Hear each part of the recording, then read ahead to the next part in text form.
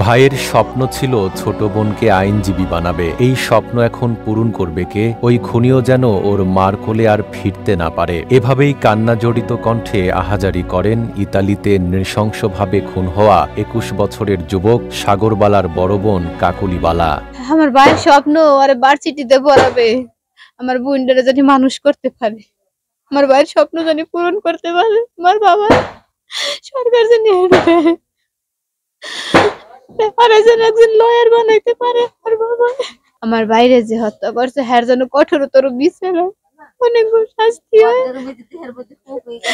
যেমন ভাবে আমার ভাই আমাকে থেকে দূরে করছে, ওর পরিবারের দিকে যেন দূরে হয়ে যায়, ও যেন কোনোদিন আর মার কোলে ফিরতে না পারে।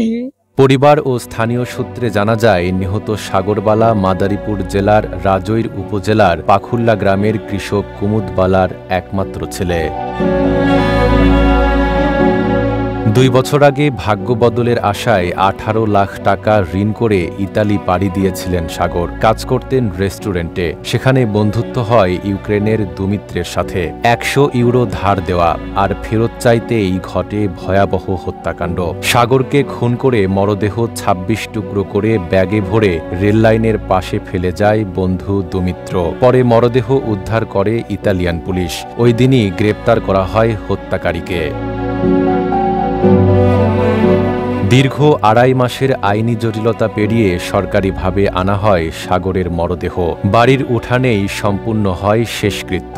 এ হত্যাকাণ্ডের সুষ্ঠু তদন্ত ও দায়ীদের কঠোর শাস্তির দাবি জানিয়েছেন স্বজন ও স্থানীয়রা। ওই ২.৫ মাস পূর্বে আমার ভাইপো হারাই যায়, ওইখান থেকে নিখোঁজ হয়ে যায়। পরে আমরা তথ্য তলাশ নিয়ে পাইলাম যে আমার ভাইপোকে তারা এক দল দুষ্কৃতী নৃশংসভাবে হত্যা করছে কিছু টাকা পয়সার বিনিময়ের কারণে। প্রথম ধন্যবাদ জানাই ইতালি সরকার যে আমাদের এই কেসটা তা ইতালি সরকার আমাদের পক্ষই লড়ছে এবং আগামীতে লড়বে এই আশা রাখি। আর ইতালি সরকার যেন যে দুষ্কৃতিকারী এই ঘটনা ঘটাইছে তাদের জন্য সুন্দর, সঠিক এবং উপযুক্ত সাজা দেয়।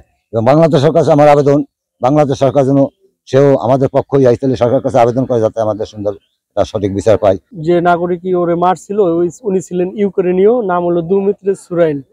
তো তিনি এখন জেল কাস্টাডিতে আছেন এবং ওই ৩ দিনের মধ্যে ইতালিয়ান পুলিশ ওরে গ্রেপ্তার করতে সক্ষম হয়েছে এবং মামলা চলমান আছে, সরকারের অধীনে মামলা হয়েছে, ওইভাবে আর কি চলতেছে। আমরা আশা করি উনি সর্বোচ্চ সাজা পাবেন। এ ব্যাপারে উপজেলা নির্বাহী কর্মকর্তা মোহাম্মদ মাহফুজুল হক জানান, পরিবার সহযোগিতা চাইলে পররাষ্ট্র অধিদপ্তরের মাধ্যমে প্রয়োজনীয় ব্যবস্থা ও সহযোগিতা দেওয়া হবে। পররাষ্ট্র অধিদপ্তরের মাধ্যমে ওনাদের যে ক্ষতিপূরণ বলেন বা অন্যান্য যদি সুযোগ সুবিধা কোনো কিছু থাকে, ওনাদের যদি যে কোম্পানিতে চাকরি করতেন সেখানে যদি ওনার জন্য আলাদাভাবে কোনো রকমের সহায়তা থাকে আমরা সেগুলো ব্যবস্থা করবো আর কি।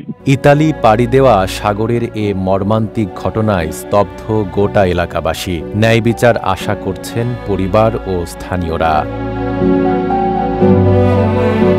নাইম আরাবি, ঢাকা পোস্ট।